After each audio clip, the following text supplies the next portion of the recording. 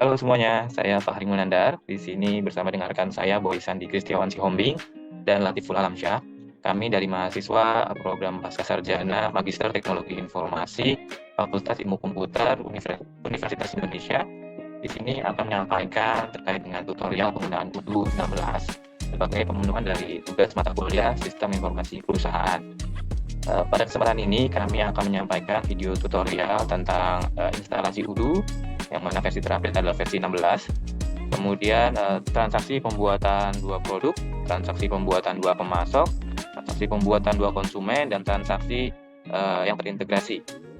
Nah, UDU itu sendiri merupakan suatu platform open source ya, yang bisa digunakan oleh perusahaan untuk melakukan menjalankan proses bisnisnya dalam hal CRM, manajemen inventaris, manufaktur, akuntansi, sumber daya manusia, penjualan, dan banyak lagi. Nah, langsung saja kita masuk ke video tutorial untuk proses instalasi UDU seperti apa. Di sini akan membagi video tutorial menjadi beberapa segmen. Nanti kami akan secara bergantian akan menyampaikan terkait dengan video tutorialnya. Untuk kesempatan pertama, saya akan menyampaikan terkait dengan instalasi UDU. Langsung saja kita masuk ke situsnya ya, situs dari UDU, kemudian kita cari link untuk mendownloadnya. Saya share. Ya, untuk situsnya itu sendiri ada di udu.com. Di sini bisa dilihat beberapa fitur-fitur atau fungsi-fungsi dan penjelasan terkait dengan UDU itu sendiri. Nah, kemudian untuk mendownload installernya, kita masuk saja ke madi.udu.com 16.0. Di sini ada beberapa versi yang sudah di-post ya. Dan versi terbaru itu ada di paling atas. Silahkan pilih UDU 16.0 latest text.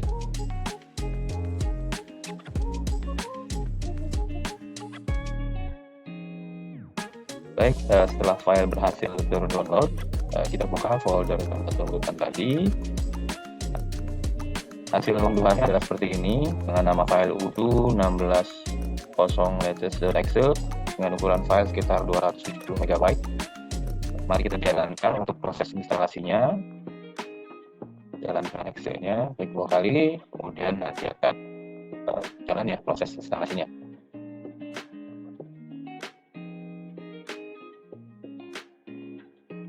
Ya, pilih bahasa instalasi yang akan digunakan. Di sini tersedia bahasa Inggris dan Prancis.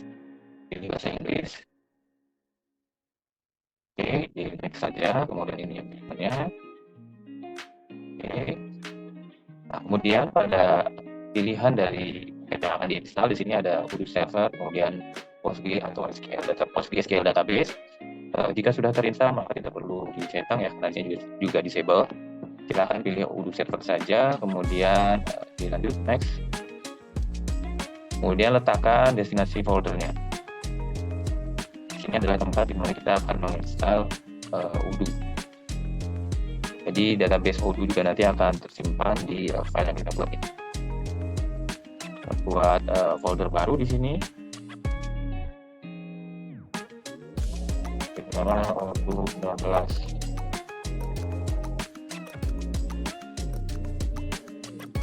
Oke, space yang dibutuhkan adalah sebesar 1,1 GB. Kemudian kita klik install. Nah, di sini kita bisa lihat progres instalasinya. Kita tunggu sampai selesai dan dilanjutkan kembali ke tahap penggunaan pembuatan database.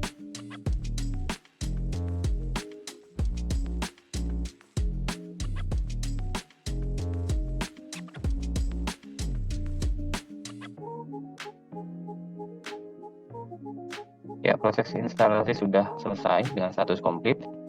Bisa kita lanjutkan, klik next. Kemudian akan muncul pilihan untuk langsung memulai UDU. Klik finish.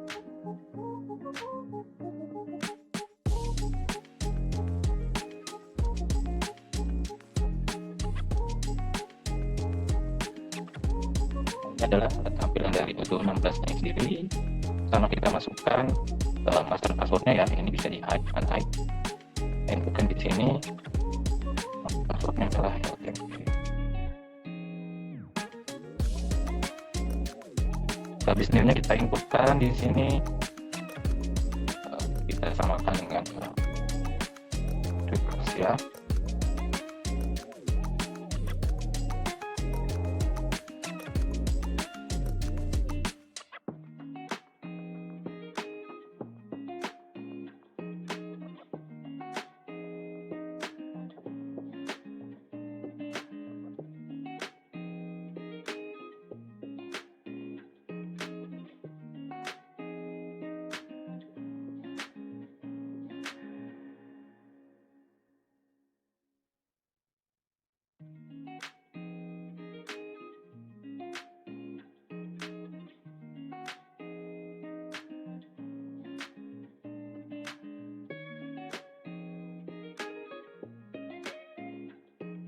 Oke, jika sudah, langsung create database.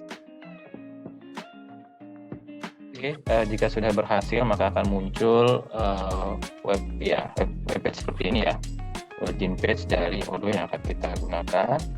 Masukkan password yang sudah diregister tadi.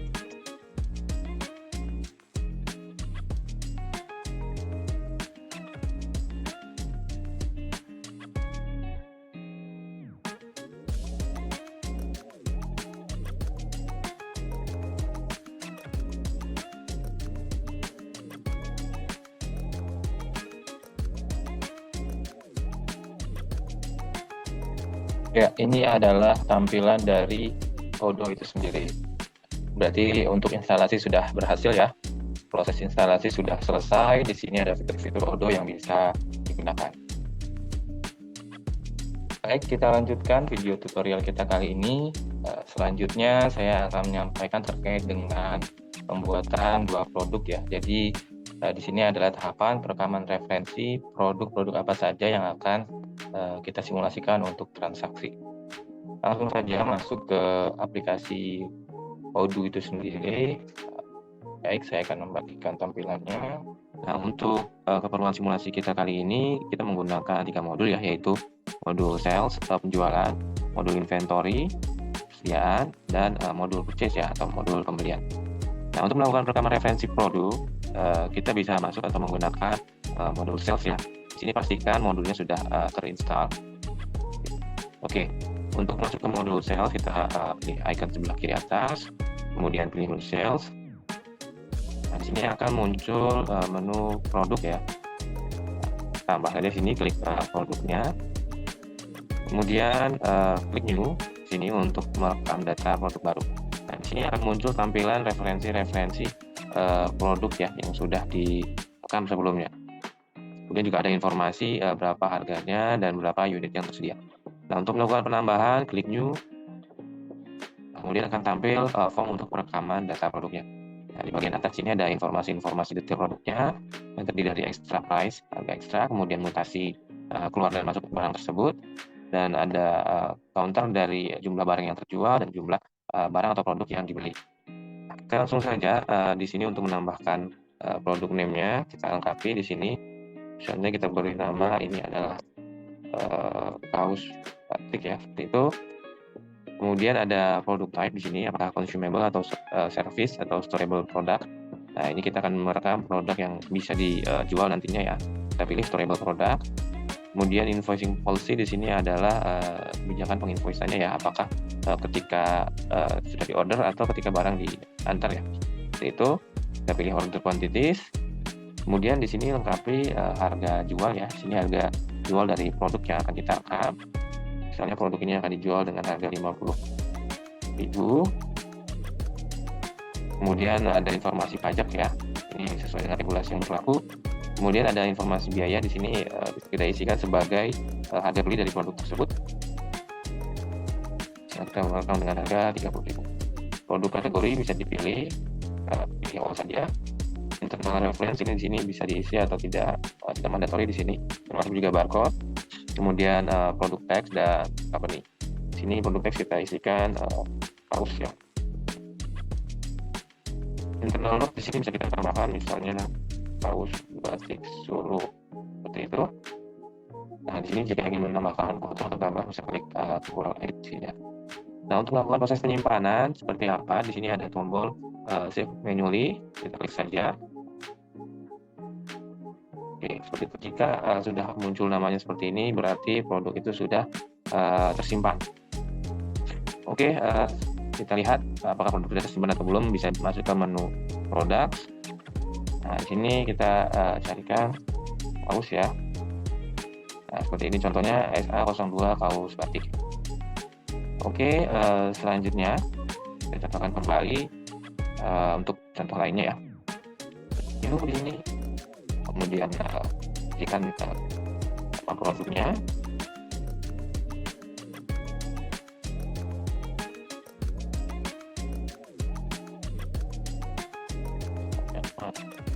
ini ya.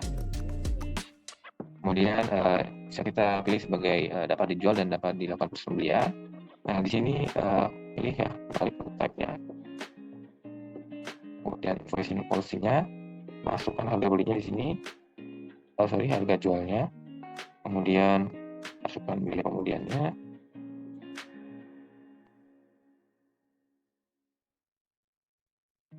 kemudian lakukan proses simpan.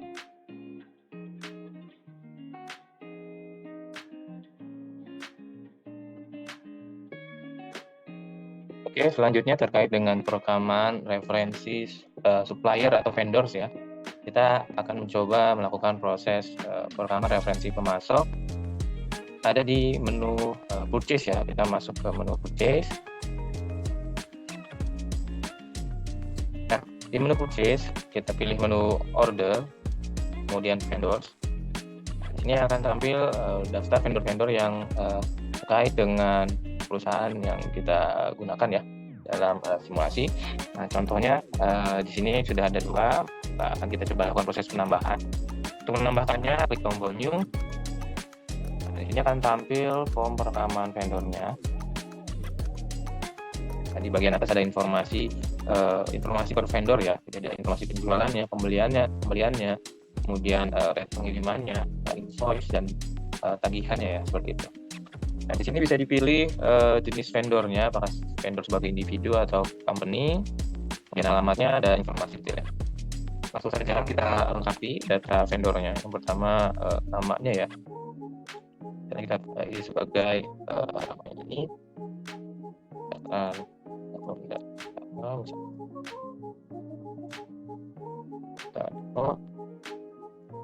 kita lengkapi negaranya ya. Misalnya seperti itu, ada saja misalnya. Oke, lengkapi nomor teleponnya itu sini.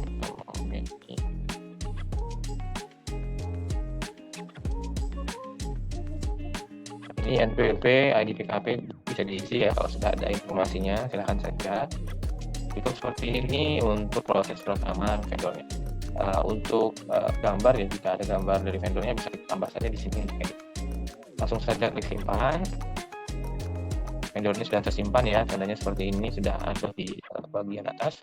Atau kita bisa masuk ke menu order vendors. Di sini nanti akan muncul informasi vendor.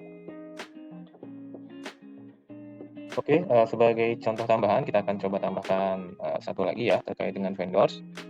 Klik tombol new, masukkan di sini nama tokonya.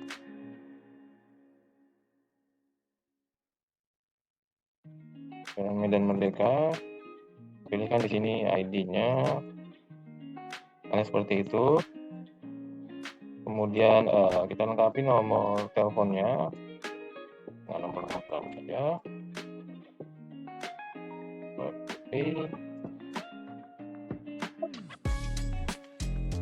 Kemudian alamat website-nya kita lengkapi.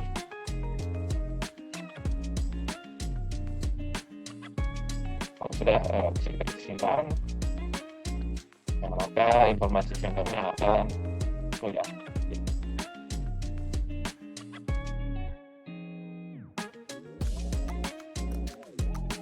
Baik, selanjutnya kita akan melakukan proses perekaman data customer atau data konsumen ya, yang akan digunakan sebagai referensi untuk transaksi kita ke depannya.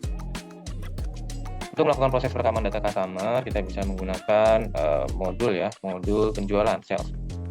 Nah, di sini ada menu orders, kemudian pilih menu customers. Maka di sini akan menampilkan informasi customer yang sudah direkam atau direferensikan. Langsung saja kita klik tombol new untuk menambahkan data customer-nya. Kemudian di sini akan muncul informasi yang dibutuhkan ya untuk rekaman referensi customer-nya. Nah, di sini bisa direkam customer sebagai individu atau sebagai perusahaan. Nah, misalnya di sini kita rekamkan sebagai perusahaan ya. Toko Pak Edi misalnya. Di Jalan Tempo. Kita lengkapi kota, kemudian provinsinya, Nomor teleponnya kita lengkapi. Di sini saya isikan saja dummy.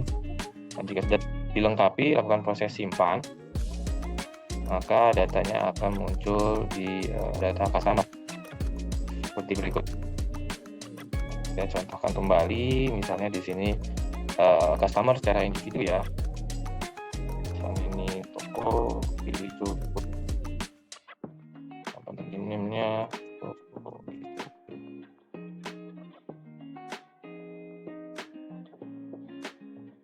Nah, ini alamatnya ada di Jalan Pon 3, misalnya seperti itu.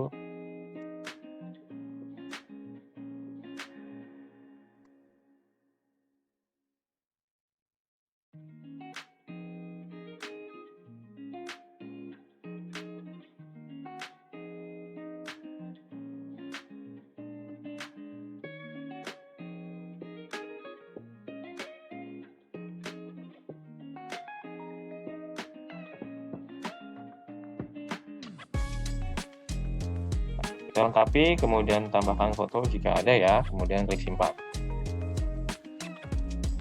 Oke, kita cek kembali. Nah, di sini sudah ada ya, informasi customer-nya sudah terekam.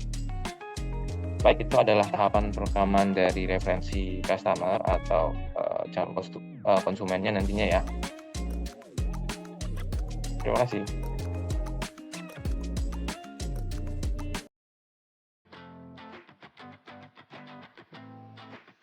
Oke, saat ini kita akan masuk ke tahap berikutnya dari proses ada di aplikasi Odoo, yaitu proses untuk membuat yang namanya request for quotation atau RFQ. Jadi RFQ itu adalah dokumen untuk meminta harga dari supplier. Dari RFQ itu kita dapat membandingkan harga dari beberapa vendor atau supplier untuk kita pilih baik itu yang harganya lebih murah atau terminnya yang lebih sesuai dengan perusahaan kita. Nah, untuk membuat RFQ tersebut, kita harus masuk ke menu di modul purchase. Kemudian kita masuk ke menu order, lalu klik ke request for quotation. Nah, setelah itu kita klik tombol new untuk membuat RFQ yang baru. Nah, di sini kita akan muncul form terkait dengan pengisian RFQ. Yang pertama kita isi vendor. Jadi kita akan mengisi vendor. Di sini ada referensi dari modul vendor. Kita pilih yang SA02 Ramayani. Berarti kita akan membeli atau menerima RFQ dari Ramayani. Kemudian kita klik add product. Add product kita pilih kaos batik karena kita akan memilih atau membeli kaos batik. Kemudian kita input kuantitinya, jumlahnya ada 500, kemudian harganya 30.000, kemudian langsung di total menjadi 15 juta ditambah dengan pajak 11% menjadi 16.650.000. Setelah itu kita bisa juga mengisikan mengenai expected arrival atau estimasi tanggal kedatangan dari barang tersebut. Jadi misal kita isi ke tanggal 6 November ya, kita klik save. Nah, setelah itu proses pembuatan atau pengisian request for quotation selesai, kita klik save manually. Nah, maka setelah itu atas transaksi tersebut sudah menjadi RFQ. Untuk melihatnya kita masuk ke menu order, request for quotation. Nah, di sini akan muncul RFQ yang tadi sudah kita simpan.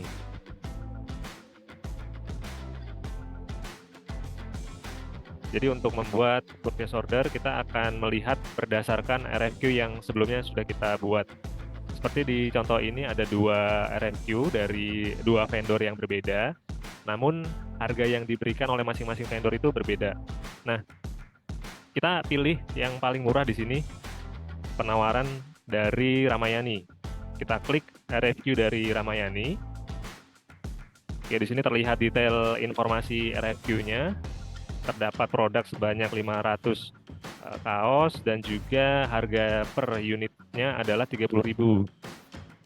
Nah, jika sudah oke, kita buat RFQ ini menjadi purchase order atau PO dengan cara klik confirm order. Oke, kita kembali lagi ke menu order, kita klik request for quotation. Nah, untuk PO nomor 11, dia statusnya sudah menjadi purchase order, artinya atas RFQ dari Ramayani saat ini sudah menjadi purchase order.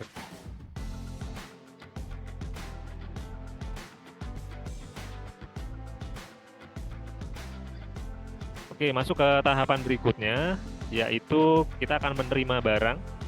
Jadi seolah-olah barang itu sudah dikirim dan kita terima. Jadi kita masuk ke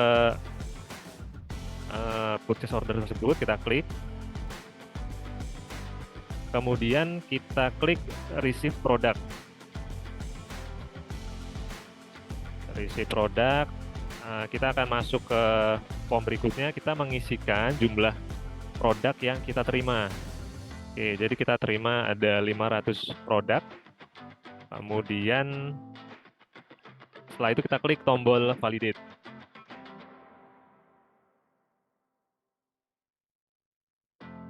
Oke, berarti saat ini untuk produk kaos dari Ramayani sudah kita terima. Untuk melihat statusnya kita bisa masuk ke menu purchase order, dan dia saat ini statusnya adalah waiting bills.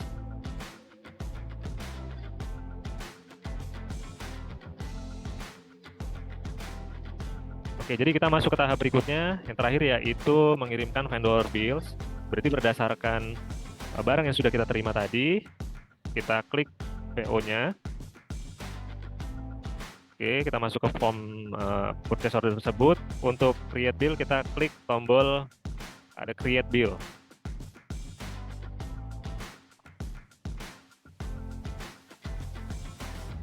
Oke, saat ini statusnya adalah draft.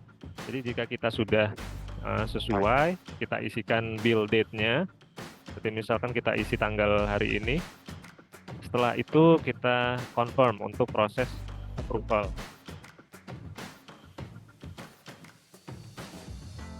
Oke, untuk mengecek statusnya kita masuk ke menu order, kemudian purchase order, maka akan terlihat bahwa PO dari Ramayani statusnya sudah fully bill. Kalau kita klik, akan terlihat bahwa untuk produk kaos kuantitinya 500 sudah diterima sebanyak 500, dan billnya juga sudah dikirim atau dibentuk sebanyak 500 unit produk.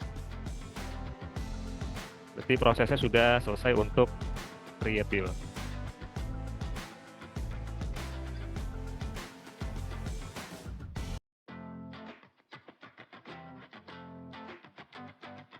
Baik, selanjutnya kita akan coba untuk cek stok produk yang ada di inventory. Ini adalah menu tampilan awal dari apps. Kita pilih modul inventory, lalu kita pilih produk, dan kita bisa mencari produk yang kita ingin lihat di inventory melalui search, ataupun bisa scroll down ke bawah untuk mencari produk. Tapi kali ini saya akan menunjukkan melalui menu search dengan kaos batik.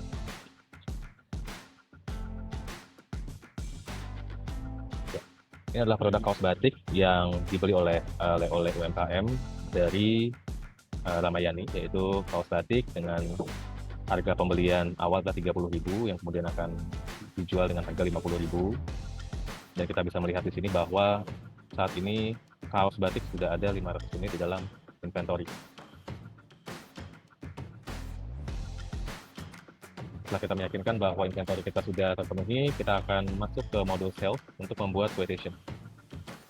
Membuat quotation, kita klik new, lalu kita masukkan nama customer yang akan kita tawarkan produk kita, yaitu kaos batik. Kali ini kita akan masukkan atau mencoba untuk menjualnya ke toko Widodo.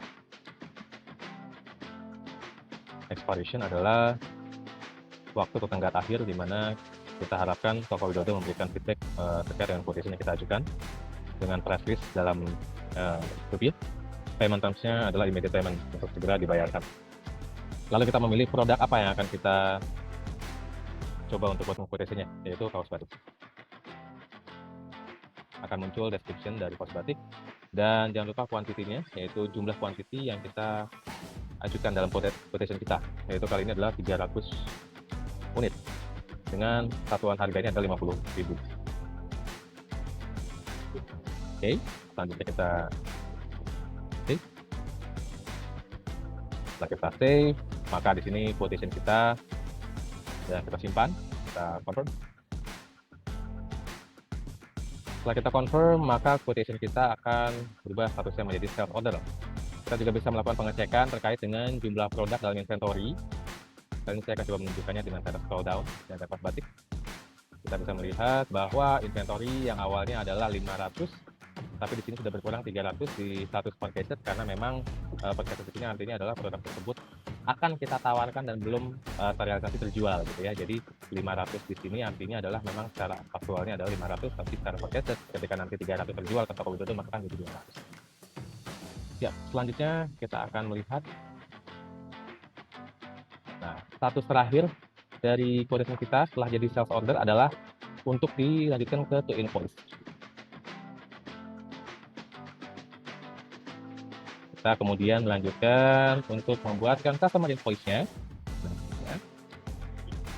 dengan cara kita buatkan create invoice, namun sebelumnya kita melihat dulu bahwa produknya adalah benar, kaos batik, kuantitinya adalah 300, dan unit harga satuannya adalah 50.000. Kita buatkan invoice ya. Pilih regular invoice, lalu create invoice. Nah, kemudian setelah kita buat, kita bisa mengirimkannya melalui email dan by email sebagai notifikasi quotation kita kepada toko Widodo. Nah, seperti ini dia akan mengirimkan attachment-nya dan bisa dikirim ya. Saya akan menandakan bahwa di sini sudah dikirim toko Widodo, sudah dikirim ke toko Widodo. Kita juga bisa melihat status dari ordernya adalah fully invoiced ya. Jadi yang tadinya sudah jadi quotation berubah ke sales order, sekarang sudah menjadi fully invoiced. Untuk melihat bagaimana tampilan dari customer invoice kita bisa klik print di sini.